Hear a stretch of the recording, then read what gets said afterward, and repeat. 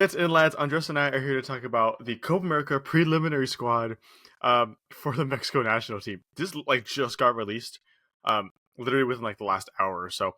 We need to talk about it. Andres and I we need to talk about it. There's a lot of things to talk about here. I'm gonna have it up here, so feel free to read through it as you are watching this video. Some really big things to bring up, though. I'll go over some players that are not going to be here. No Memo Ochoa for the Copa America. That is huge. That is huge. No more Memo Ochoa. No Chucky Lozano. Chucky Lozano was not included here after just winning the league with PSV. No Jesus Gallardo. No Henry Martin. No Raul Jimenez. However, our just favorite player, Antuna, is. Some players that did make it in instead, though. Diego Lainez is in here. I'm happy with that. I'm actually very happy with that. I'm okay with that. Antuna, like I said, is in here. Malagon's going to be the number one. Huerta made it here. A really, really, really interesting selection here by Jimmy, if I had to say so myself. Now let's talk about it, Andres. The number one thing that stands out to you is what about this lineup here? No Ochoa. It's gotta be no Ochoa. You could bring him in as one of the three, not even for game time. Just put him there.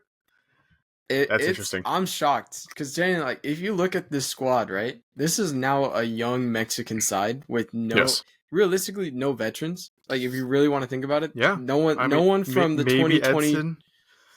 Not even. He's still young. Not even. I mean, he's captain. He's our capitan. Now he is 100%. Edson Alvarez is the captain when Ochoa wasn't in goal. But I think to me it's Ochoa because I feel like everyone thought he was going to be playing in the Copa America and the World Cup. Yeah. But I think this is a statement by Jaime Lozano right now and saying that this is to save his job. He's doing a shakeup to save his job right now. Because yes, against the United States, Ochoa, horrid, right? But to drop him for that, I mean, kind of not the greatest decision in my opinion. Malagon, I think he deserves the chance personally. But I think you had to bring him as a third keeper. Ochoa at least as a third, as a veteran to help guide this team against this difficult tournament. I mean, really, this is a very difficult tournament to get through. This is a hard tournament, especially as a young squad. We just talked about Brazil's squad and how young they are, but Brazil's squad's 10 times better than the Mexican national team squad. That's just a fact. It's a young squad, but this Mexico national team is now going into some very heavy waters into the summer and next month with no veterans, no nothing. This is a young squad that is going to be our future for years to come. But it's shocking, especially Lozano. I thought he would have been included. Chucky is crazy. He had a decent year at PSV. I thought he helped them win the title. I mean, he was there. I mean, I'm happy that Henry Martin's gone because he didn't do jack shit every time he played. I'm glad Alexis Vega is back. And Diego Lainez, I felt like he's added something when he does come on for the Mexican national team when he was selected. But Huerta, I'm actually happy about. I thought he did very good in the Gold Cup when he did play. I'm actually bamboozled. I'm not gonna lie. I know it's a 40-man squad, the preliminary squad, but I'm bamboozled by the fact of the selections by Jimmy. The selections. This is a hold on. I'm shaking the squad up because I need to save my job and something has to work here. You know what I mean? Yeah. This is I will say a couple of things. This is a 30-man squad. It will get reduced to 26, so 5 of these players will not be here. But this is very similar to how the squad is going to look going into the Copa America. We did a video talking about their Group B, a couple weeks ago. Make sure to check that one out, or not, because I'm going to switch up here. And honestly, Mexico, I am way less confident in them making it out now of that group. I had them finishing second place. I think I had them finishing second or first in that group. For me, Jamaica looks way better than they do right now. 100%. I think Jamaica's going to go forward here. But I think they got the momentum now. Jamaica has the momentum. Yeah, this squad is really interesting. It's really, really interesting. We know that Mexico is going through a transition period. There's a reason that they keep losing to the USA. There's a reason that they are undoubtedly number 2 in the CONCACAF right now. This squad does not help that by any means. And I don't think this is going to help their performances in the tournament to put them back in the conversation for number one. Good players here for sure. They can do something. I will say a positive that I like. There's one positive that is really important here, and that is that Santi Jimenez is the undoubted number one. He is undoubtedly the number one striker spot. And if Jimmy chooses not to play him here, if he chooses to play him how he's been playing him recently, Jimmy's got to go, bro. Jimmy has got to go. First game, he's got to get canned. Santi is the number one here. He has to be the number one for now and for the next decade. Santi has to be the number one. And if he's not, if he's not being given that opportunity here, then Jimmy's got to go, dude.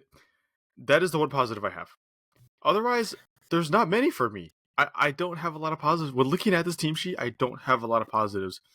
I in fact have more negatives before when I thought they were going to bring a certain squad of players in here.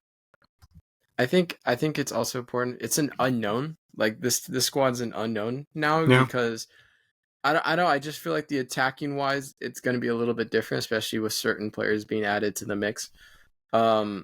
So I think he's going to be testing a lot of stuff out, in my opinion, in the group stage to see what works and what doesn't. But yeah, it's so defense. I'm not surprised about defense. I'm like, okay, yeah. Defense for me is like Mexico has never had a good defense. No, it's all we play possession based football. So like at the end of like we're not expecting to have stellar defense. Usually Ochoa would bail us out when we did have to play bunker ball. Yeah.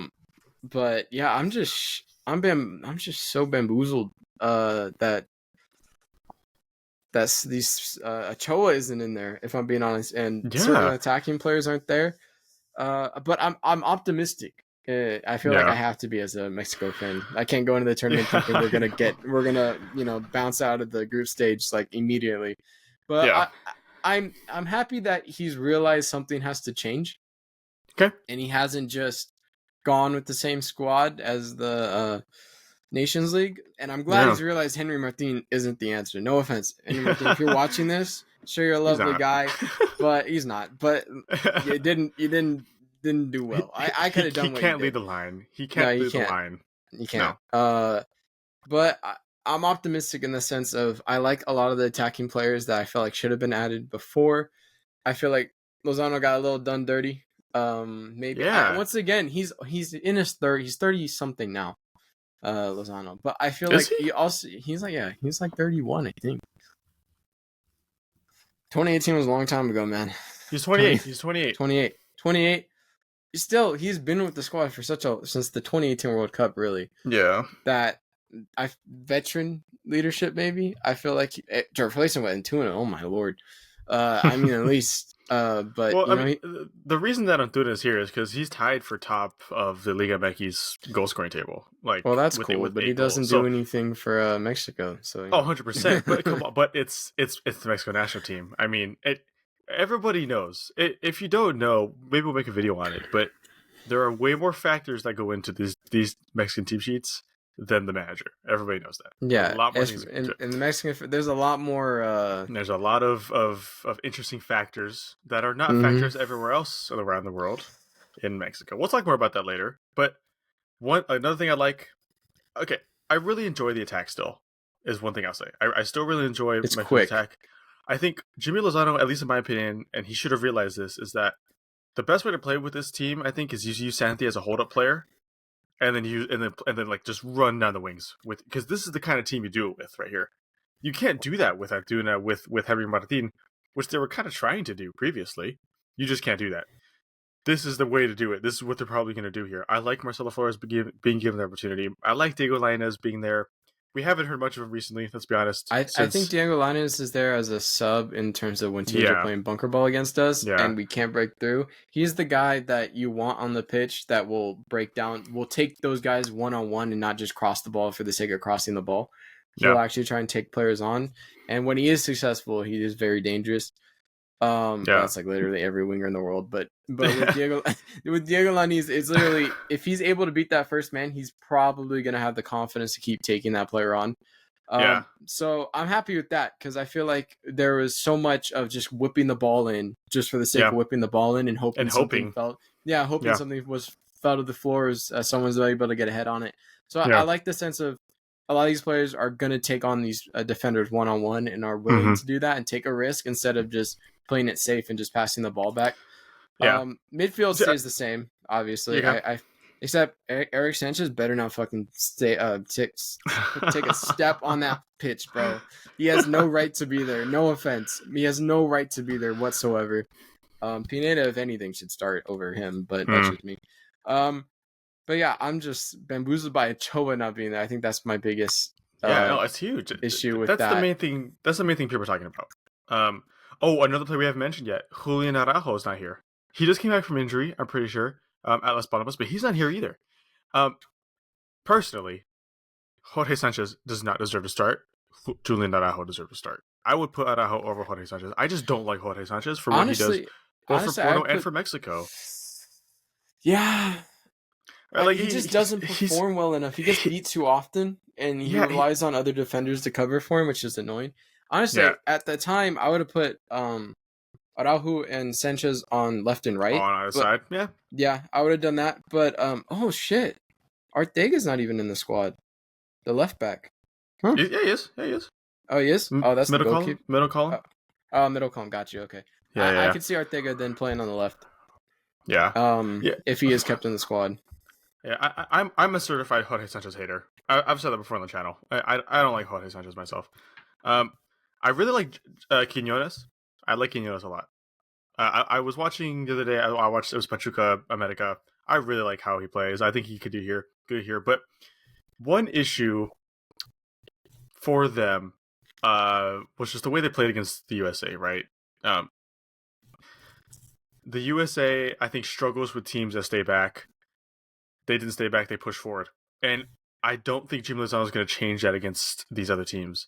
But it's going to be interesting to watch because before the Copa America starts, they play Bolivia, and then they play Uruguay and Brazil as some warm-up games, like a couple weeks before. We're going to have to watch those games. I really want to see how Jaime Lozano sets up the team because I don't think Jaime Lozano, I think he's going to be too stubborn to change his play style, and that's going to be why they get demolished. Jaime Lozano's defense is not good enough for how they want to play. And they want to play on the front foot. They want to be up the pitch. They want to use that speed and get up there.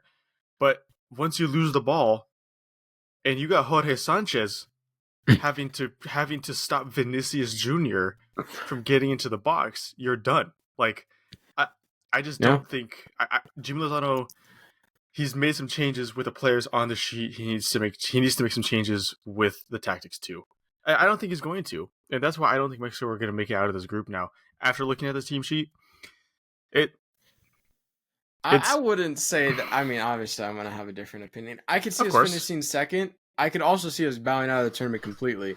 I can still see us finishing first. It's literally these friendlies are going to determine what it is. Look, Mexican style football has always been possession-based. We're going at you. We're not going to sit back. It's always been like that. And speed is always going to be like that. And I feel like this is the squad to do it on paper. On paper, this is the squad. You have the players to be able to go on. Because I think Jaime Lozano knows that in our group, a lot of these teams might be sitting back, right, and hit us on the counter, right? And we need people to break it down, and we can't, like I said earlier, we can't just cross the ball in for the sake of crossing it. No. So I like the changes he's made in the attacking sense. Midfield's obviously stays the same. The defending is going to be the weak point. Maybe he changes the formation and give us more cover on that sense. Maybe he goes to 5 in the back, let the wing backs go forward, and then have us a 3 cover, and then maybe Edson Alvarez helps out a little bit in a little rotating. So you have the 3 right here, and then you have Edson Alvarez sitting 3, like kind of what he does at West Ham when we have a 2 in the back. He sits and then pushes That's a mad thing I just did. Like pushes the center backs out, so he plays in the middle, and then is able to distribute the ball. He plays like a halfback. Yeah, he plays like a halfback kind of. Yeah, a third halfback. But yeah, I can see that happening where he has a 3. There's a 3, and then he sits right here, and then swings the play for us, and allows our team to push up the field, so we have the ball in their half instead of us playing backwards the whole time. I can see that happening. Will Jaime Lozano do it? Probably not, because he's a stubborn son of a bitch, and he just doesn't change things except the squad apparently. Look at that. But he maybe it's a new leaf. Maybe he's turning a new leaf. Maybe the federation was like, "Hey, listen, buddy, you're gonna have to change something." Yeah. But yeah, That's my take on it. That's what I gotta say. These 3 friendlies that we play in before this is going to be huge. Just to see how we do. For me, in regards to the friendlies, so they play, like I said, they play Uruguay, Brazil, but before they play Uruguay, they play Bolivia on May 31st. Bolivia should be a win. There's 3 weeks from today. It should be a win. For me, though, that is the most important friendly because I really want to see how we're gonna see. Exactly, because if they can't, and it's a possibility, if they cannot show up against Bolivia, done. That's it. Yeah. I'm really, really interested to see how this team looks during that time. And going back to the taking teams on, I think it matters more when if they do make it out of the group stage. I don't think they're going to make it far because South America, I mean, they also like to take it on towards you. Like they like to bring the game to you, especially the Brazil and Argentinas, and even Colombia now. So if your defense is not ready for that, which I don't think Mexico's is. I think they're going to be exposed heavily here. They're going to be exposed heavily. The sporting director for Mexico has come out and said that they trust Jaime Lozano with the 2026 World Cup. And I think it's so funny. I think it's so funny that the USA and Mexico have 2 Greg Berhalters. I think it's hilarious. Meanwhile, Jamaica's just creeping up on both of us. I know. They're slowly peeking in, which is good for competition, not good for Mexico. We just talked about Jamaica's Nations League group about Mexico, and we were comparing Mexico to that one game where like he's in the pot and he has like a pickaxe and he moves up the levels, but if you fuck up and you fall and you're done. You might fall to the very bottom and start again. That's what Mexico looks like to me right now.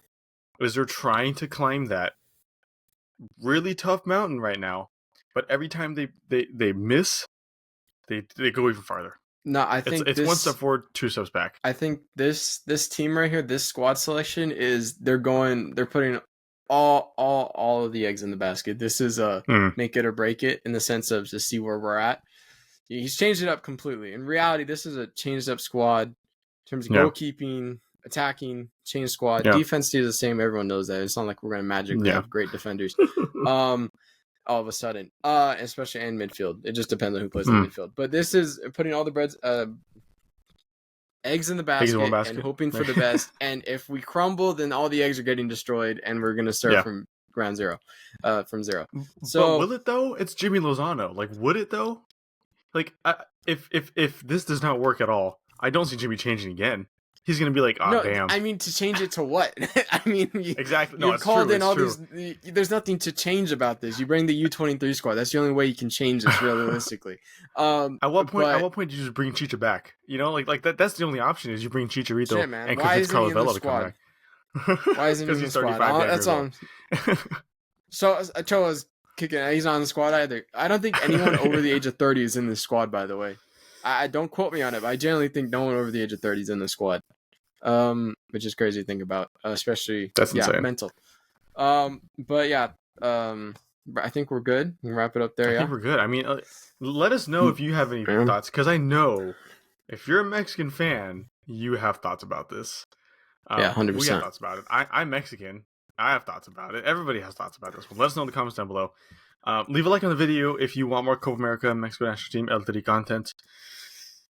We're gonna cover. I think we have to cover the friendlies now before, just because I think at least for me, if no one wants to watch it, that's fine, but I'm really interested in seeing how that's all going to turn out. I mean, I watch every single friendly, but I'm actually intrigued. There you go. Like the Bolivia, like you'll be like, oh, Mexico's going to win that one, but like but they might not. How they might not, but how are they going to play? How, are they going to are we going to see the same old thing, or are we going to see attacking football and we're actually going to go at them? So it's going to be interesting to see. Stay tuned for that.